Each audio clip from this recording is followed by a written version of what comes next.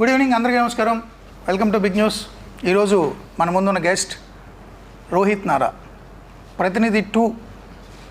Sir అలా చూస్తున్నారు మీరు కానీ ఎంతసేపు చెప్తారా? రేరు కదా అడగాల్సింది. ఓకే, మీరు జర్నలిస్ట్ కదా. సారీ సార్, మిమ్మల్ని క్వశ్చన్ చేయాలి. రండి. సారీ. ఎలా అని ముందుకు ఇలా వంగి చెప్పాలా? హాయ్, అందరికీ నమస్కారం. ఇవాళ మన గెస్ట్ మూర్తి గారు. సో ఆయన్ని అడిగి తెలుసుకుందాం ప్రతినిధి 2 సినిమా గురించి. మూర్తి గారు, మీరు జర్నలిస్ట్. సో అసలు అక్కడి నుంచి అసలు సినిమాల వైపు ఎందుకు రావాలనిపించింది? ఎలా జరిగింది జర్నీ అసలు? అంటే యాక్చువల్గా నేను జక్కా హరిప్రసాద్ గారిని సుకుమార్ గారు ఫ్రెండ్ సార్. ఆయన ప్లేబ్యాక్ అనే సినిమా తీస్తున్నారు. అందులో ఒక జర్నలిస్ట్ రోల్ ఉంది, చేయమన్నారు. బట్ నేను యాక్టర్ని కాదు, నాకు సంబంధం లేదంటే, లేదు న్యాచురల్గా మీలాగే ఉండాలి, ఆర్టిస్ట్ని పెడితే మళ్ళీ డౌట్ వస్తుంది అని ఆయన సుకుమార్ గారు స్కూల్ అందరూ కలిపి నన్ను మాట్లాడి నన్ను ఒప్పించి అందులో యాక్ట్ చేయించారు జర్నలిస్ట్కి. అప్పుడు ఇది పట్టింది, ఈ దురద. యాక్టింగ్ నుంచి డైరెక్ట్గా సినిమా తీసేయడానికి అలా అలవాటయ్యి అన్ని 24 క్రాఫ్ట్స్ అవన్నీ అబ్జర్వ్ చేసిన తర్వాత సో జర్నలిస్ట్ని హీరోగా పెట్టి సినిమా తీయాలనిపించింది. ఒకరోజు మీ పుట్టినరోజు నాడు 2 ఏళ్ల క్రితం కలిసాం మిమ్మల్ని. మీ సినిమాలు చాలా చూశాను నేను. నాకు మీ సినిమాలు ఇష్టం.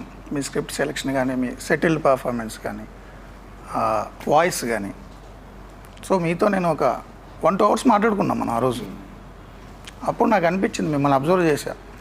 అంటే యాక్చువల్లీ ఇలా కూర్చున్నా, మీరు అటు కూర్చున్నారు, వెనక వర్షం, మబ్బులు, మేఘాలు, ఉరుములు సిలౌట్లో కనిపిస్తున్నారు, గొంతు మాత్రం వినిపిస్తుంది ఒక బేస్ వాయిస్తో. అది కూడా చాలా సీరియస్ సబ్జెక్ట్ ఏదో చెప్తున్నారు మీరు ఆ రోజు నాకు. సో అనిపించింది, జర్నలిస్ట్ని హీరోగా పెట్టి సినిమా తీస్తే correct personality, correct voice, impact ఎక్కువ ఉంటుంది, జనాలకు రీచ్ అవుతుంది ఈ వాయిస్తో అనిపించి ఆ రోజు మీతో అన్నాను నేను, సార్ మిమ్మల్ని పెట్టి సినిమా తీస్తాను.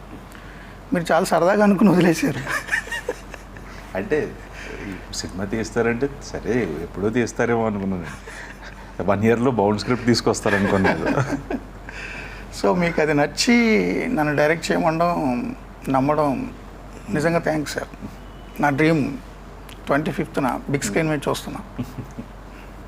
అంటే ఫస్ట్ టైం డైరెక్టర్కి, అసలు సినిమాతో ఎక్స్పీరియన్స్ లేనివాడికి కథ చెప్పిన తర్వాత మీరు నన్ను నమ్మి ఇంత పెద్ద ప్రాజెక్ట్ ఓకే చేశారంటే, కంబ్యాక్ మూవీ, నిజంగా చాలా థ్యాంక్స్. లేదండి, అంటే మీరు the way you wrote the script కానీ, ఎలా తీద్దాం అనుకుంటున్నారని చూపించిన విధానం కానీ, so I thought will do justice. నేను చూసినప్పుడు I felt very happy that అంటే మీరు రాసిన కథ మీరే, I think you'll do better justice అనే ఫీలింగ్ ఉండేది. And you have done justice to this film. Thank you, నన్ను నమ్మినందుకు థ్యాంక్స్ సార్. మూర్తి గారు, మీరు ఫస్ట్ లుక్ రిలీజ్ చేసినప్పుడు Jan 25th అని వేశారు. మీరే కావాలని డిలే చేసి కరెక్ట్గా ఎలక్షన్స్ ముందు హైప్ కోసం అని చెప్పి డేట్ మార్చారని అందరూ అనుకుంటున్నారు. అలా అనుకుంటే బాగుంటుంది సార్. అదే అనుకుంటే నిజంగా చాలా బాగుంటుంది. నేను January 25 డేట్ వేసినప్పుడు నాకు తెలియలేదు ఇంత లోతు ఉంటుంది. సో మీ బర్త్డే కాబట్టి అకేషనల్గా ఫస్ట్ లుక్ పోస్టర్ రిలీజ్ చేసి ఆ డేట్ వేసాము. ప్లాన్ పర్ఫెక్ట్గానే వెళ్ళింది.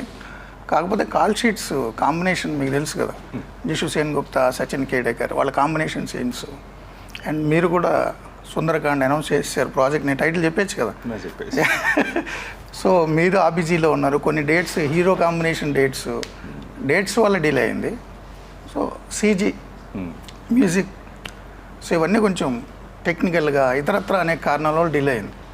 బట్ మీరు అన్నట్టు ఉద్దేశపూర్వకంగా మూర్తి తెలివిగా కావాలని April 25కి తెచ్చాడు, January 25 అయిపోయినా అనుకుంటే ఐఎమ్ హ్యాపీ. అలా నమ్మండి అందరూ ప్లీజ్. అసలు ఈ సినిమాకి ప్రతినిధి 2 అనే టైటిల్ ఎందుకు పెట్టాలనుకున్నారు? ఇంకేదే అంటే టైటిల్ ఒకటి, ప్లస్ అసలు ఈ జానరే తీయాల్సిన అవసరం ఏంటి? ఇంకే జానర్ అయినా తీసుకుండొచ్చు కదా. అంటే నేను 30 years నేను జర్నలిజంలో ఉన్నాను సార్. సో జర్నలిజం ద్వారా, సర్వీస్ త్రూ జర్నలిజం, అంటే సొసైటీకి జర్నలిజం ద్వారా కూడా ఏదైనా చేయొచ్చు అనే నాకున్న ఎక్స్పీరియన్స్లు, ఇతరుల నుంచి నేను చూసినవి. సో సమాజంలో జర్నలిస్ట్ రోల్ ఎంత కీలకమైన రోలు అనే దాని స్టోరీ తీసుకున్నాను కాబట్టి ఖచ్చితంగా జర్నలిస్ట్ అనగానే పాలిటిక్స్ చుట్టుపక్కల ఉండి తీరుతాయి. సో మామూలు cultural reporter, film reporter, sports reporter, specialization reporter అయితే ఓకే, ఆ ఫీల్డ్స్ ఉంటాయి. బట్ జనరల్గా ఉండే జర్నలిస్ట్కి చుట్టూ ఉండేది రాజకీయాలే కాబట్టి స్క్రిప్ట్ అలా ఉంది, పొలిటికల్ థ్రిల్లర్. సో అనుకోకుండా ప్రతినిధి 1లో కూడా జర్నలిస్టే, అనుకోకుండా ప్రతినిధి 1లో సీఎంని క్వశ్చన్ చేస్తాడు జర్నలిస్ట్. అంటే సీఎం కిడ్నాప్ చేసి సొసైటీని క్వశ్చన్ చేస్తాడు, సిస్టమ్ని క్వశ్చన్ చేస్తాడు. సో ఆ ఎలిమెంట్స్ అన్నీ అనుకోకుండానే వచ్చాయి. ఇప్పుడు ఏప్రిల్ 25 కూడా అనుకోకుండా వచ్చింది. ప్రతినిధి 1 10 ఏళ్ల క్రితం మీ సినిమా ఏప్రిల్ 25 రిలీజ్ అయింది. సో వేరే టైటిల్ అనుకున్నప్పుడు స్క్రిప్ట్లో మీరు కూడా ఇన్వాల్వ్ అయ్యారు. 2-3 మంత్స్ మనం కంటిన్యూస్ డిస్కస్ చేసాం, నేరుగా వచ్చి కూర్చుని లేదా ఫోన్లో వాట్సాప్లో. సో అప్పుడు మీ నుంచి కూడా వచ్చిన థాట్ ఇది. ఎందుకంటే అన్ని ఎలిమెంట్స్ ఉన్నాయి కదా, కొత్త టైటిల్ పెడితే మళ్ళీ దాన్ని రిజిస్టర్ చేయడానికి దాని టేక్ ఆఫ్కి టైం పడుతుంది, సేమ్ జానర్ అని ఎస్టాబ్లిష్ అవుతుందని అన్నారు. కాబట్టి ప్రతినిధి 1, ప్రతినిధి 2 తీసుకున్నాం అంతే. ఇప్పుడు ప్రతినిధి 1లో తీసుకుంటే ఎలిమెంట్స్ లైక్ డిమానిటైజేషన్, చిల్లర గురించి, ఇలా సిస్టమ్ని సొసైటీని క్వశ్చన్ చేసే విధంగా ఉన్నాయండి. ఇప్పుడు అలాంటివి ప్రతినిధి 2లో what elements will be the highlight అనుకుంటున్నారు? అంటే మీరు అన్నట్టు ప్రతినిధి 1లో డిమానిటైజేషన్ గురించి సార్, మోదీ గవర్నమెంట్ డిమానిటైజేషన్ చేయడానికంటే చాలా ఏళ్ల ముందే ఆ ఐడియా మీది. ప్రతినిధి 1 రైటర్, డైరెక్టర్ అండ్ సో ఎవరు ఊహకు కూడా రాలేదు. కరెన్సీ నోట్లు మొత్తం మార్చేయాలి, మార్చేస్తే దొంగ నోట్లు ముద్రణ ఆగుతుంది, తగ్గుతుంది, కనీసం మళ్ళీ కొత్తగా ముద్రించడానికి టైం పడుతుంది. అవన్నీ అప్పుడు ఆ సినిమాలోనే మీరు చెప్పారు, మీ ద్వారా చెప్పించారు. సో ఊహించలేదు ఎవరు, కానీ సొసైటీలో జరిగింది ఒక 7-8 ఏళ్ళ తర్వాత.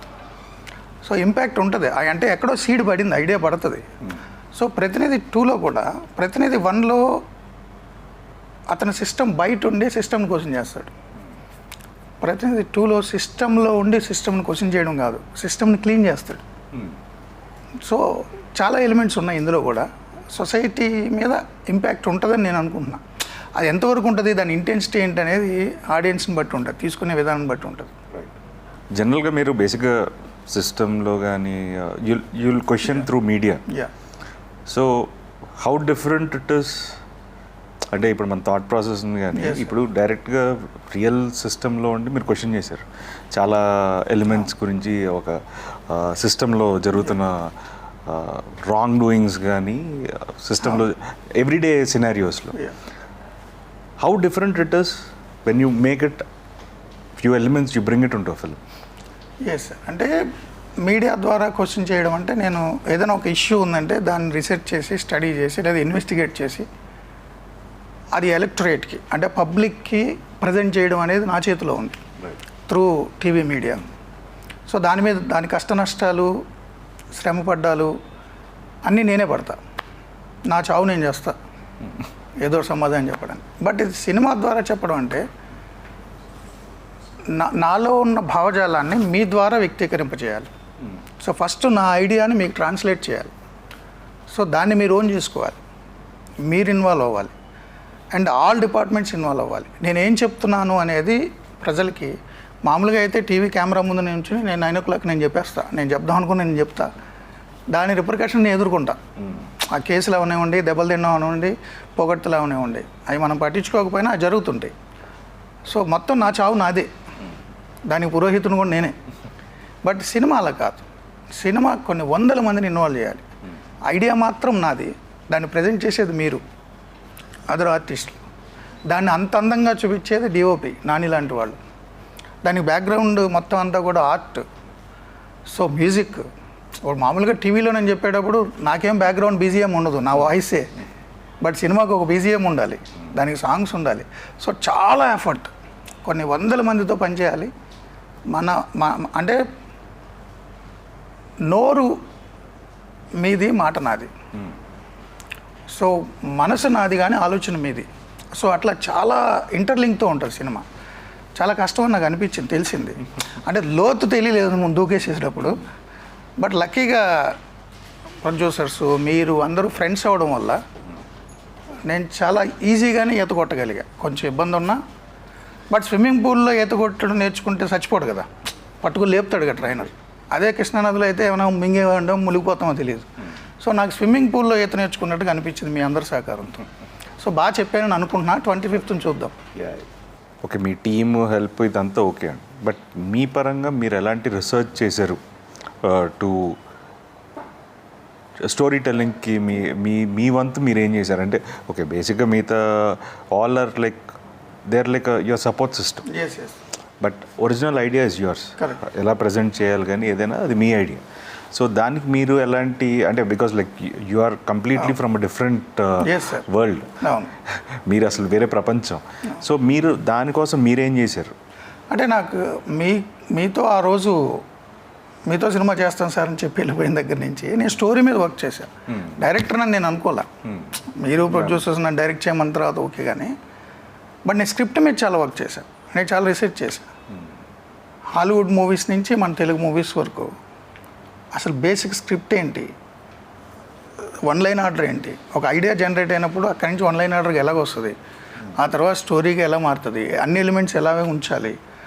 సో డైలాగ్స్ దగ్గర వరకు కూడా నేను అన్ని మూవీస్ని అబ్జర్వ్ చేసి హాలీవుడ్ మూవీస్ని తెలుగు మూవీస్ వరకు అండ్ అనేక మంది డైరెక్టర్లు రైటర్ల ఇంటర్వ్యూలు చూసి బుక్స్ చదివి ప్రాపర్ సినిమా ఎలా ల్యాండ్ అవ్వాలి అనేదాన్ని 5-6 months వర్క్ చేశాను.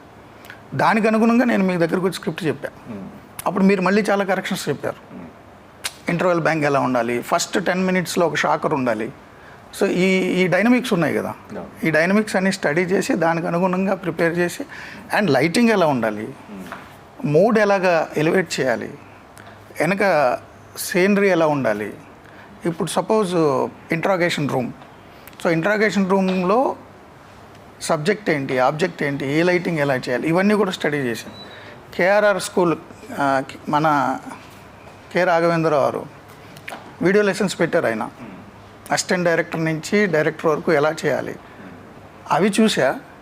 అండ్ హాలీవుడ్ డైరెక్టర్లు వీడియో లెసన్స్ కూడా చూసా. ఒక 5-6 నెలలు రీసెర్చ్ చేసి మీ దగ్గరకు వచ్చేసారు.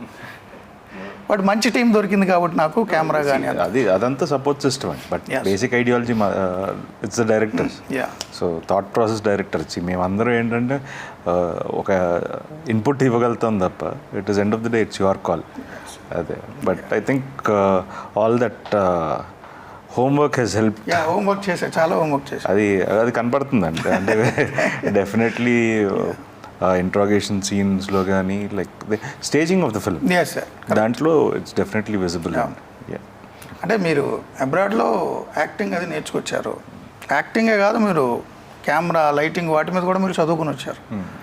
సో ఇట్లాంటి ఎడ్యుకేటెడ్ ఆ పర్టికులర్ ఫీల్డ్లో అబ్రాడ్ నుంచి చదువుకున్న వ్యక్తులైన మీతో and senior Kiran Kumar Manne art senior and co director Subbarao, so చాలామంది సీనియర్లతో నేను పని మొదలుపెట్టా. నేనే మోస్ట్ జూనియర్ ఎవడరా అంటే ఈ ఫిల్మ్లో నేనే.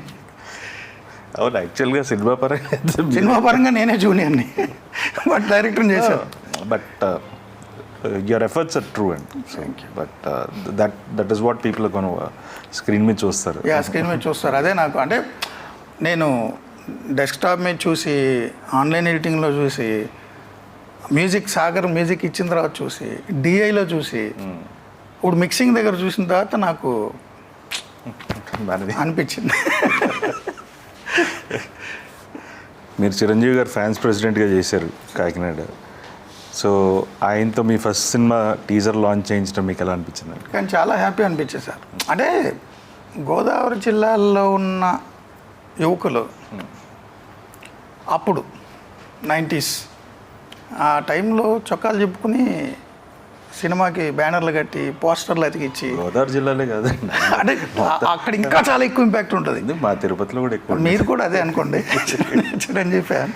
సో చిరంజీవి గారి సినిమాలకి బ్యానర్లు కట్టి పోస్టర్లు అతికిచ్చి 100 రోజుల పండగకి బైకులు అమ్ముకొని ఇంకా చాలా చేస్తారు కదా ఫ్యాన్స్.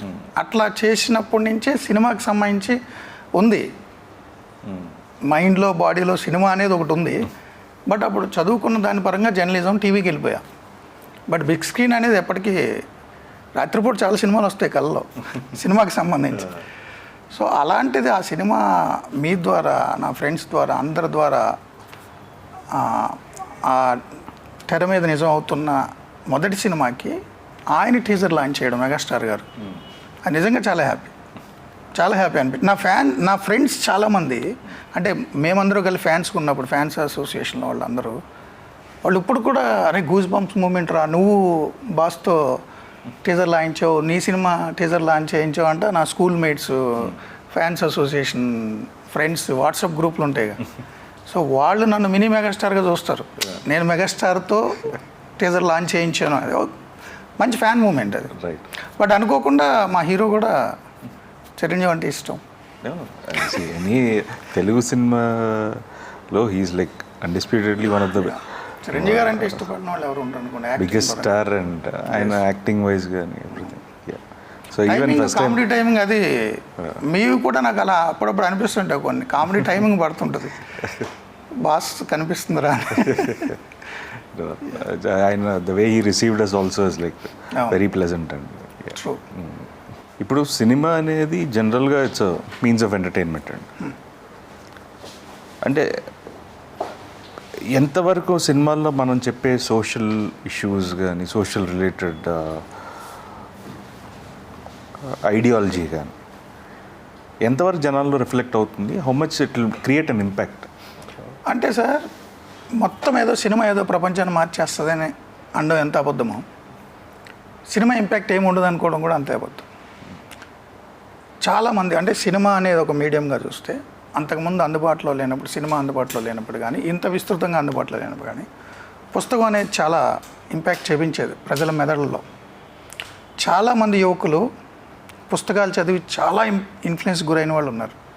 ఆ పుస్తకాల ద్వారా ప్రభావితమై నేను డాక్టర్ని అవ్వాలి, నేను ఇంజనీర్ని అవ్వాలి, లేదా సో అండ్ సో నేను క్రికెటర్ని అవ్వాలి. కొంతమంది ఆటోబయోగ్రఫీస్ చదివి ఇన్ఫ్లుయెన్స్కి గురయ్యి దానికి రీచ్ అయిన వాళ్ళు చాలామంది ఉన్నారు. అంటే ఒక సిరా చుక్క 1000 మెదడుల్ని కదిలిస్తుంది. సో పుస్తకం అంత వాల్యూ ఉంది. ఇప్పుడు దానికి ఎక్స్టెండెడ్ మీడియం సినిమా అనేది కానీ టీవీ కానీ, సో దీని ఇంపాక్ట్ ఉంటుంది. బట్ ఇది జీవితాలు మార్చేస్తుంది అంటే మార్చకపోవచ్చు. బట్ సినిమాయే జీవితంగా మారిపోయిన వాళ్ళు చాలామంది ఉన్నారు. సినిమాలు చూసి పెద్ద పెద్ద కెరీర్లు వదిలేసుకుని అమెరికాలో కెరీర్లు వచ్చేసి ఇక డైరెక్టర్లు ఉన్నారు, ఎంతమంది లేరు. వాళ్ళ నరనరాల్లో సినిమా ఉంది. సో సొసైటీలో ఇంపాక్ట్ అంటారా, కొంతవరకు ఉండొచ్చు. అంటే కొన్ని సినిమాలు చూసి ఆదర్శ వివాహాలు చేసిన వాళ్ళు నాకు చాలామంది తెలుసు. సినిమాలు చూసి ఆదర్శ వివాహాలు చేసుకున్నారు, కులాంతర వివాహాలు చేసుకున్న వాళ్ళు ఉన్నారు. సినిమాలు చూసి చాలామంది కళాకారులుగా మారిన వాళ్ళు ఉన్నారు. బట్ మనం ఇచ్చే మెసేజ్ ఓరియంటెడ్ పని కట్టుకుని మెసేజ్ ఇస్తానరా అంటే ఎక్కదు. అండర్ కరెంట్గా కనుక మెసేజ్ ఉంటే వాళ్ళు ఒక వయసులో ఉంటే దాని ఇంపాక్ట్ ఉంటుంది. వయసు అయిపోయిన వాళ్ళు ఇప్పుడు సినిమా చూసి నేను కొత్తగా ఏదో అవుతాను, నేను భగత్ సింగ్ని అవుతాను అంటే అవడు కదా. సో కాలేజ్ డేస్లో కొంచెం యంగ్ ఏజ్లో ఉన్న వాళ్ళకి నచ్చిన మీడియం ద్వారా మెసేజ్ ఉంటే ఇంపాక్ట్ ఉండొచ్చు. ప్రపంచాన్ని మార్చేయకపోవచ్చు కానీ కొంతమంది మీదనే ఇన్ఫ్లుయెన్స్ చూపించవచ్చు. రైట్. అంటే చిరంజీవి గారి సినిమాలు చూసే కదా మన సినిమాకి వచ్చాం. లేదంటే నా ఉద్యోగం బాగానే ఉంది, 1 లక్షల జీతం, వ్యవస్థ అంతా బాగానే ఉంది. బట్ ఆ ఇంపాక్ట్ ఉంది ఎప్పటి నుంచో. సినిమా అనేది ఒక ఇంపాక్ట్ మనుషుల మీద ఉంటుంది. అదే లేదు, మన ఎలాంటి ఎలిమెంట్స్ చెప్పినా సరే we need to package it correct for the audience to enjoy. Yes correct. So that is more important. అంటే వాళ్ళ ఇంటలెక్ట్ వాళ్ళు ఏ ప్లేన్లో ఉన్నారనే దాన్ని బట్టి దాని ఇంపాక్ట్ ఉండొచ్చు. సినిమా బాగు చేసేస్తుందో లేదో నాకు తెలియదు కానీ చెడగొడుతుందా అంటే కొంతమందిని చెడగొట్టచ్చు. ఎందుకంటే ఒక పర్టికులర్ సినిమాలు ఒక పర్టికులర్ మోడస్ ఆపరండిలో దొంగతనాలు చేశానని చెప్పి పోలీసుల దగ్గర దొరికిన వాళ్ళు చాలామంది నేను మీడియాలో నేనే చూశాను. ఆ సినిమాలో వాడు ఎలా దొంగతనం చేశాడు అలా నేను చేశాను అంటాడు వాడు వచ్చి. సో అలాంటివి ఉండొచ్చు. But even lots of things అంటే చాలా ఇన్వెన్షన్స్ కూడా సినిమా అనేది ట్రూ ఇన్స్పైర్ చేసింది. Yes correct. సైఫై మూవీలు ఎన్నో. అవును. టీజర్లో ఎండ్లో ఒక ఓటు గురించి ఒక డైలాగ్ ఉంది. Yes sir. సో మన సిస్టంలో ఓట్ అనేది ఎంత ఇంపార్టెంట్ అంటారు, అండ్ దాని గురించి మీరేమని చెప్పారు? అంటే మీరు చెప్పిన డైలాగ్లోనే ఉంటుంది. యుక్త వయసు రాగానే మొటిమలు వచ్చేసినట్టు ఓటక్కు వచ్చేసింది అనుకుంటున్నారు జనాలు. దానికోసం ఎంతమంది చచ్చిపోయారు, ఎన్ని పోరాటాలు చేశారు, ఎన్ని త్యాగాలు చేశారో వాళ్ళకి అర్థం కాదని. నిజంగానే టెరనీలో ఉన్నప్పుడు ఓ డిక్టోరియల్ పాలనలో ఉన్న ప్రజలకు తెలుస్తుంది ఓటు విలువ ఏంటనేది. మన వాళ్ళకి తెలియకపోవచ్చు. ఆ ఓటు హక్కు సాధించడం కోసం కొన్ని తరాలు కొన్ని తరాలు ప్రాణాలు కోల్పోయాయి, కొన్ని తరాలు త్యాగాలు చేయాల్సి వచ్చింది అనేక దేశాల్లో. ఇంత మోడర్న్ నేషన్, అత్యంత అభివృద్ధి చెందిన అమెరికా అని చెప్తాం. అమెరికాలో ఉమెన్కి ఓటు రావడానికి చాలా దశాబ్దాలు పట్టింది. అమెరికాలో ఇప్పటివరకు ఉమెన్ ప్రెసిడెంట్ కాలేదు. బట్ మన దేశంలో ఇందిరాగాంధీ ఎప్పుడో ప్రధాని అయ్యారు, పక్కన పాకిస్తాన్లో ఎప్పుడో ప్రధాని అయ్యారు, బెంజీర్ భుట్టో వాళ్ళు, ఆ పక్కన సిరిమావ బండారు నాయక్ శ్రీలంకలో ఎప్పుడో ప్రధాని అయ్యారు. సో అంటే ఓటు హక్కు అనేది మన బ్రిటిష్ వాళ్ళు మన పాలించినప్పుడు, మనం పాలించుకోవాలి, స్వయం పాలన, సెల్ఫ్ రెస్పెక్ట్ అని వచ్చినప్పుడు ఓటు అనే విలువ తెలుస్తుంది. ఒక నియంత కనుక మనని చావజంపేసి ఇష్టారాజ్యంగా పాలించేస్తుంటే, సో మన ఓటును కూడా ఆడేసేసుకుని ఇష్టారాజ్యంగా మ్యానిపులేట్ చేసేసినప్పుడు ఊపిరి ఆడదు ప్రజలకి. నేను ఎన్నుకున్నవాడు అక్కడ కూర్చోవాలరా, దానికి ఒక హక్కు నీకుంది, అంబేద్కర్ ఇచ్చింది, రాజ్యాంగం ఇచ్చింది, అంబేద్కర్ ఇచ్చాడు.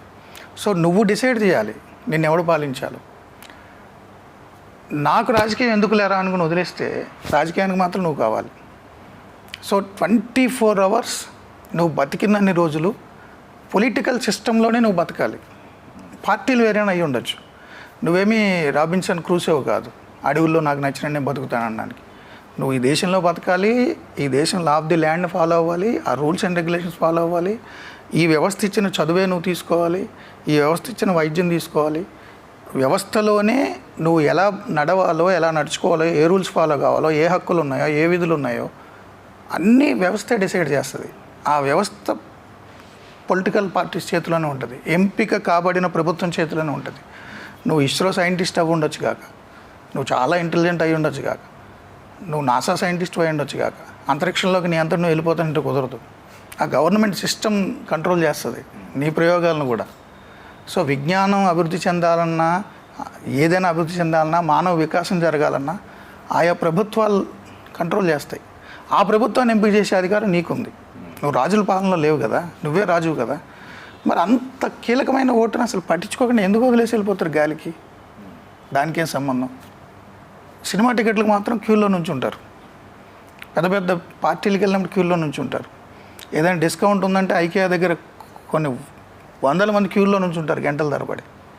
అరే ఓటు వేయడానికి 10 నిమిషాలు క్యూలో నుంచి రావడానికి ఎందుకు నీకు ఇష్యూ? ఓటు వేయకపోతే నిన్ను నువ్వు మోసం చేసుకున్నట్టు. రేపు పొద్దున వాడు ఎవడో ఎక్కేసి కూర్చొని నేను చంపేస్తుంటే మళ్ళీ అనడానికి సరిపోవు నువ్వు. అది ఆ మోనోలాగ్ బేస్.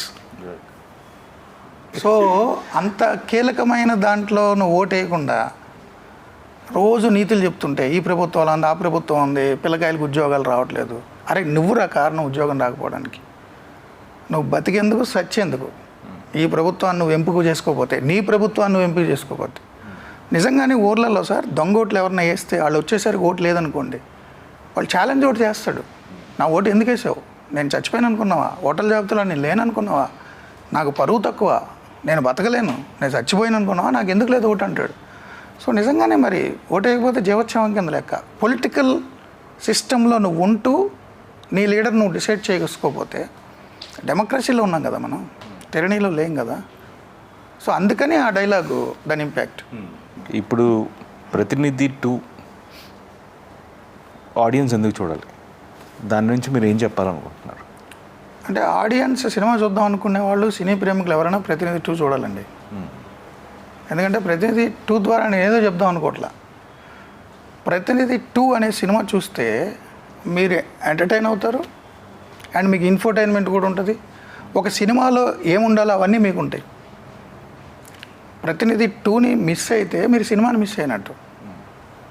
దాని తర్వాత దాని ఇంపాక్ట్ ఎలా ఉంటుంది, ఏమొచ్చింది, అవన్నీ నాకు సంబంధం లే. నేను ఒక సినిమా తీసా, మీరు సినిమా ప్రేమికులు చూడండి, మంచిగా ఉంటుంది.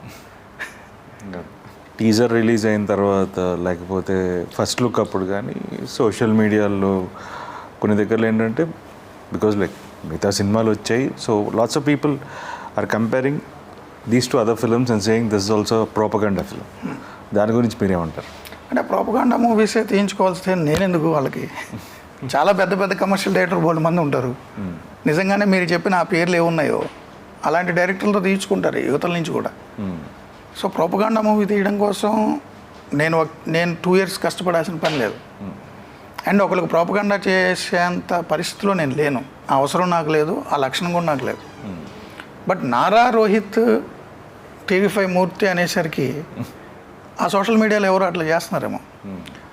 మనది ప్రోపగండా మూవీ కాదు, పొలిటికల్ థ్రిల్లర్. ఈ జానరే సెపరేట్. మీరు లూసిఫరు, గాడ్ ఫాదరు, ఒకే ఒక్కడు, చాలా సినిమాలు ఉన్నాయి కదా, లీడర్, అవేం ప్రోపగండా మూవీస్ కాదు కదా. సో మంది కూడా అంతే, ప్రోపగండా మూవీ కానే కాదు, మంచి సినిమా, సినీ గోయర్స్, సినీ లవర్స్ ఇష్టపడే సినిమా, పార్టీలకు అతీతంగా, రాజకీయాలకు అతీతంగా, perfect professional commercial political thriller. ఏ పార్టీని భుజానెత్తుకోలేదు, ఏ పార్టీ కాడికి పడేయలేదు, పార్టీలతో మనకు పనే లేదు, ఆ లీడర్లతో కూడా పని లేదు, క్యారెక్టర్లు అంతే. ఈ క్యారెక్టర్లు ఏ రిజంబ్లెన్స్ ఉండదు. బట్ ఎవరైనా భుజాలు తడువుకుంటే నాకు సంబంధం లేదు, ముందే తడివేసుకుంటే అసలు సంబంధం లేదు. సినిమా చూడకముందే డిసైడ్ చేస్తే నేనేం చేయలేను.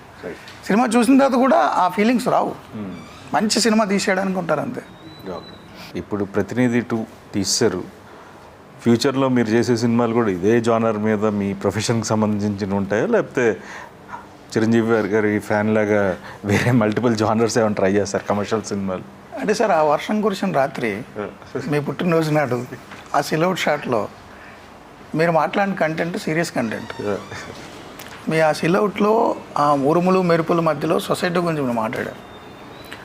అప్పుడు నాకు వచ్చిన స్పార్క్లో మీ ప్రతినిధి అయ్యి చూసా. నాలో నేనే నా సోలో లాంటి సినిమాకి సంబంధించిన టాపిక్ మాట్లాడితే అప్పుడే నేను పాటలు తీసేవాడిని, లవ్ సాంగ్. లేదు, ఇప్పుడు సుందరకాండ వచ్చింది మీది, ఆ డైలాగ్ అద్భుతంగా ఉంది. మణిరత్నం గీతాంజలి, సిద్ధు బొమ్మరిల్లు, ఏం మాయ చేసావే, గౌతమ్, ఇవన్నీ గురించి చెప్పారు కదా, పవన్ కళ్యాణ్ గారు ఖుషి. సో ఈ టీజర్ నేను అప్పుడు చూసుంటే నేను కూడా లవ్ సినిమాకి వచ్చేవాడిని, ఈ జానర్కి. సో పర్టికులర్గా జర్నలిజం పొలిటికల్ తీయాలని ఏం లేదు, అన్ని జానర్లు ఉంటాయి. చిరంజీవి గారి ఫ్యాన్ కాబట్టి ఆ comedy timing, love, dance numbers అన్నీ ఉండే జానర్లు తీస్తే, ఒకే జానర్ తీస్తే అది సినిమా నాకు అనిపించదు. ఎప్పుడు ఒకే జానర్ ఫిక్స్ అవ్వకూడదు. బట్ ఆ వర్షం కురిసిన రాత్రి మీరు మాట్లాడిన టాపిక్ కాబట్టి ఇది పొలిటికల్గా థ్రిల్లర్గా వచ్చింది. సుందరకాండ చూసిన తర్వాత నా ఒపీనియన్ మరి మీ మీద కూడా, మీతో కూడా నేను లవ్ సినిమా తీస్తానేమో. ఓకే మూర్తి గారు, 25th రిలీజ్ అవుతుంది. సో మీరు ఆడియన్స్కి ఏం చెప్పాలనుకుంటున్నారు? 25th చూసిన ఆడియన్స్ నాకేం చెప్తారని ఎదురు చూస్తున్నా. నేను చెప్పాల్సిన సినిమాలో చెప్పేశా, సో ఆడియన్స్ చూసి చెప్తారని చూస్తున్నా. సో లెట్స్ సీ 25th ఎలా ఉండబోతుందో. అండ్ థ్యాంక్ యూ మూర్తి గారు. And thank you. చూస్తూనే ఉండండి సార్. నేను అదే అలవాటు పడ్డ ప్రాణం కదా, కంక్లూజన్ ఏమో నన్ను చెప్పనే ఉంది సార్. సార్ కానీ సార్ కంక్లూజన్ చెప్పే ముందు ఒక క్వశ్చన్ అడగాలి, మళ్ళీ నాలో జర్నలిస్ట్ వచ్చేసాడు కాబట్టి. సరే, ప్రతినిధి 2 చేశారు, నన్ను అడిగారు మీరు ఆ జానర్, ఈ జానరే చేస్తారు, ఇంకే జానర్ చేయరా అని. ఈ సినిమాలో కూడా మీరు ఇష్టపడే లవ్ సాంగ్ పెట్టాను కదా సార్. నేను పెట్టారు, నేను ఇష్టపడేది కాదండి, కథ అంటే మీరు సోలో లాంటి జానర్ ఎంతో కొంత నేను పెట్టాను. మీ సుందరకాండ అంత కాకపోవచ్చు. ఏంటి సుందరకాండ అసలు, ఎట్లా ఈ సబ్జెక్టు? నాకైతే చాలా బాగుంది అది teaser. It's new age love story అండి. ఒక మంచి కాన్సెప్ట్ తీసుకున్నాం. So Venkatesh Nimalpudi is a director and it's done, it's gonna be మంచి ఫ్యామిలీ. నాకు అనిపించింది వెంకీది చాలా బాగా రాశాడు. ఒక మంచి ఫ్యామిలీ ఎంటర్టైనింగ్ ఫిలిం అవుతుంది అది. సో అంటే రోహిత్ గారికి ఒక ఫిమేల్ ఫ్యాన్ బేస్ ఉంది, మీ సోలో బాను అవన్నీ చూసిన. సో వాళ్ళు సాటిస్ఫై అవుతారు మళ్ళీ సుందరకాండ్ ద్వారా. హోప్ సో అండి. ఐ థింక్ అంటే but it will definitely be a very good family entertainment. మీ బేస్ ఏదైతే ఉందో వాళ్ళు నన్ను తిట్టుకోకూడదని నేను ఆ ఎలిమెంట్ కూడా టచ్ చేశాను. నా బేస్ అదేం లేదండి. I try different genre. చేశారు మీరు, అసురా చేశారు, ప్రతినిధి చేశారు. సో ఇప్పుడు నెక్స్ట్ కూడా అంతే అండి. ఆఫ్టర్ సుందరకాండ ఇంకో ఫిలిం ఒకటి పీరియడ్ డ్రామా చేస్తున్నాం వర్ధన్ అనే డైరెక్టర్తో. సో ఈవెన్ దట్ అది స్టార్ట్ అవుతుంది. So it's like multiple genres అండి. ఒక పర్టికులర్ ఈ జానర్ అనేది అయితే ఏం ఫిక్స్ అవ్వలేదండి. కథ బాగుంటే చేస్తాను. అంటే మీకున్న టైటిలే అది కదా, స్క్రిప్ట్ మాస్టర్ అని. మంచి స్క్రిప్ట్లు సెలెక్ట్ చేసుకుంటారని. గాడ్స్ గ్రేస్ మంచి స్క్రిప్ట్స్ వచ్చాయి. సార్ మీ జర్నీ గ్యాప్ లేకుండా 2 ఏళ్ళు అనుకున్నారు, కరోనా వచ్చింది కాబట్టి ఎక్స్టెండ్ అయింది అన్నారు. గ్యాప్ లేకుండా కంటిన్యూస్ సంవత్సరానికి 2-3 సినిమాలు వస్తాయని అనుకున్నాను, ఎందుకంటే మీ లైన్ అప్ అలా ఉన్నాయి. 2 ఫిల్మ్స్ అయితే కన్ఫర్మ్ అండి, అంటే ఇక్కడి నుంచే, but want give quality films అండి. గ్రేట్. సో ఏదో చేసే అంతకుముందు మధ్యలో I was not satisfied with what I did. So ఈసారి నుంచి కొంచెం ఒళ్ళు దగ్గర పెట్టుకొని మంచి కథలు ఎంచుకుంటున్నాను. Yes sir, thank you so much. Thank you so much. So చూడండి ప్రతినిధి 2. Thank you.